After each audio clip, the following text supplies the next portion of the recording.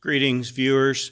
Thanks for joining me out in the shop today for a minute or two with the white 3rd gen. Now, I did mention that I did some trimming and some hammering with a sledgehammer massaging here to make this fit. I didn't have to cut out a whole bunch. You can kind of see that would have come down straight, and that's a big hole there still. I haven't filled this in yet. I haven't decided if I want to incorporate my sliders in place of the rockers or just go under them, do a mini boat side thing.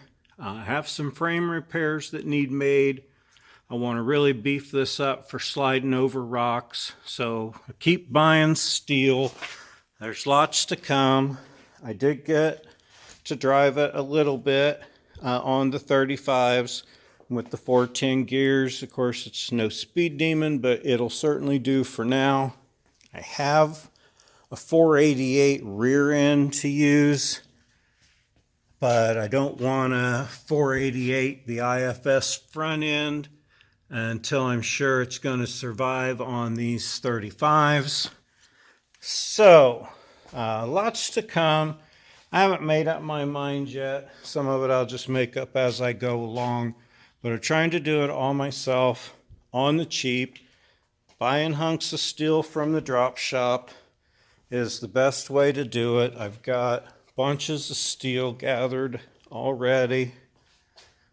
Big pile over there by the door on top of those wheels. There's a big hunk.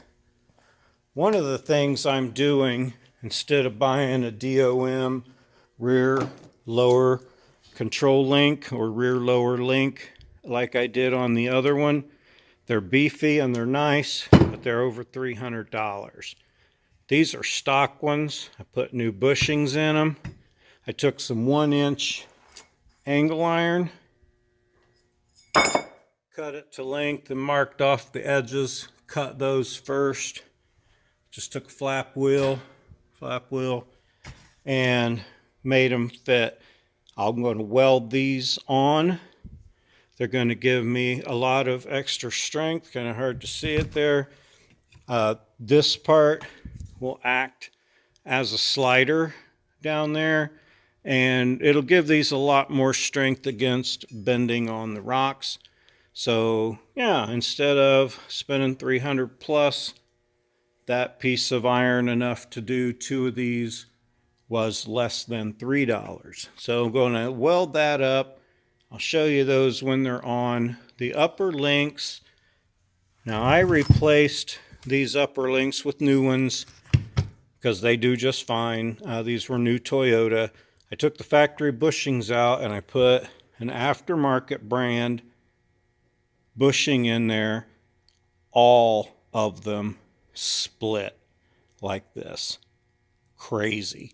So I've got more regular poly bushings coming. Put new poly bushings in this track bar. One of the things I did on my green and black 3rd gens was run an adjustable track bar. Also a very expensive piece that was adjustable. It was DOM. I've never seen a track bar bend. Not saying it can't happen. I'm not going to beef this one up, but I am going to install the Panhard correction kit. Now, I've used an adjustable. I liked it. It does not correct the side-to-side motion over bumps that this is supposed to correct. So I've used one. Now I'm going to try the other. This white 3rd gen has a full 3-inch lift on the back, 2 on the front, 3 in the back, because I plan on weighting it down. So I do want to use this on the back. So I'll get my opinions on that. This is the EIM Keith Panhard correction kit. Pretty simple bolt-on kit. I'm going to try it and I'll be able to give you my thoughts on that and my thoughts on my homemade beefy control arms. Much more coming. Lots of contemplating.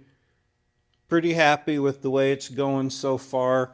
A lot of beef for off-roading, homemade stuff that you can do. So save your money, buy some steel, learn to weld, make your own stuff, go out and fix it. If you break it, you can watch my videos on how to do that too. But get out and have fun is my main point. Liking and subscribing to my channel would be awesome. It's painless and free. Check the links if you feel like doing that. Mostly, I appreciate y'all. Have a great day.